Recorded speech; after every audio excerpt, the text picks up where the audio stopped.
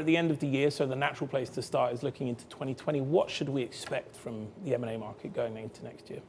So for 2020, I'd say there's a couple of important trends we should watch out for. One, the cash-rich acquirers, the strategics, are going to continue to be active. A lot of the targets that we're going to see are getting larger and larger. Companies are staying private longer. And I think we're going to see more and more power in these negotiations being exercised on the part of the targets. And also in the space for the financial sponsors, this all private equity space, I think there's a lot of dry powder there, so much in the hands of the groups that we traditionally put in limited partner category. And I think we're going to see more deals where these so-called limited partner types start dominating the deals, and we won't necessarily see the name brand PE funds leading. I'll come back to PE in just a moment, but just sticking with the strategics for now. Yeah. Obviously, the biggest issue if you're in the board is you need confidence about the outlook. You need to know to some extent where the market is going, where the economy is going. How does anyone execute a large transaction going into what is already a volatile backdrop and then putting the election on top of that? Yeah, it's a great tension that we have, right? Because we have investors who are pushing and pushing on companies to do accretive M&A. On the other hand, then you go into the boardroom, they want to do these deals, but there's projections, internal forecasts that are all over the place because of the unpredictability of tariffs, the election year, all the different macro factors that are floating out there. So the advice in boards is don't get ahead of yourself. Figure out what internal projections you have, which ones are pie in the sky, which ones were put together by some consultant who didn't even really understand the business necessarily, and take your time, have that in order, because you don't want to look like you're backing your internal forecasts into the deal that you end up with. But to your point, a lot of investors are very, very keen to see M&A and particularly anything accretive, but also anything that just sort of increases scale.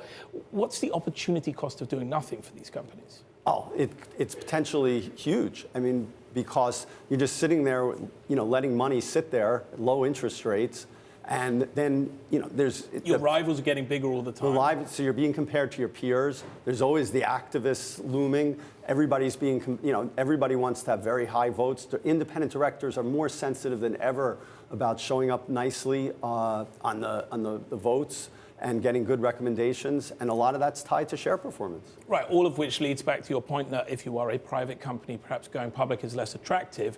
So talk to me about some of those options. If you're a tech company, privately owned, you're selling to a big public tech company, how can you negotiate a deal that is slightly better for you and doesn't necessarily expose you to the rigors of being a public company? Right, so when you say the public company rigors, everybody's very intimidated. So you have all this movement toward dual class, insulate me.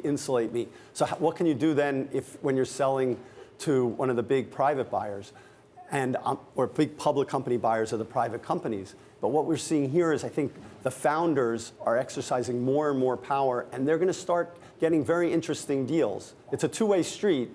So the buyers are going to say, well, maybe we won't give you all your consideration on day one, and they'll have ways of making sure they stick around. On the other hand, we're going to see more and more autonomy, I believe, for these founders when they get bought into big buyers, which almost leads you to sort of a new era of conglomerates.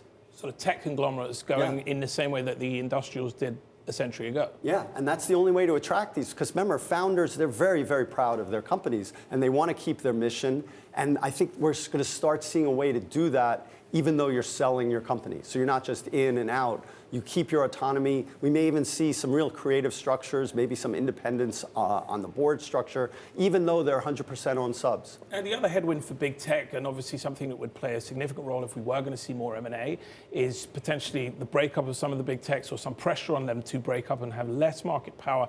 Does that really cramp their ability to go out and find deals? Well, everybody's thinking about regulatory issues. It's very, and it's interesting with the election year. The big question is, well, is it better to do now, better to wait? Who knows what's going to happen?